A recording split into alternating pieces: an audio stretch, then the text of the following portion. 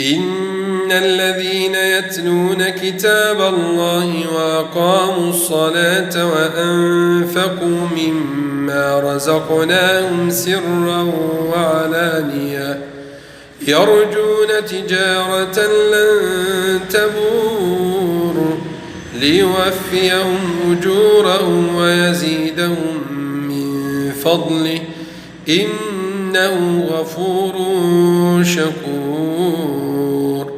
والذي أوحينا إليك من الكتاب هو الحق مصدقا لما بين يديه إن الله بعباده لخبير بصير.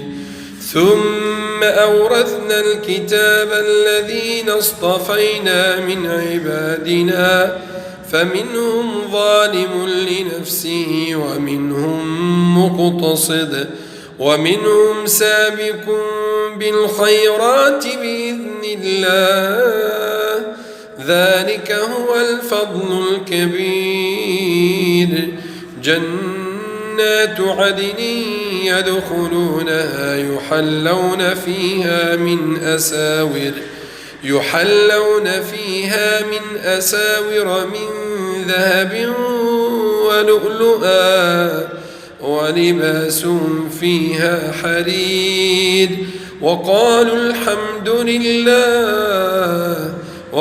الحمد لله الذي أذهب عنا الحزن إن ربنا لغفور شكور.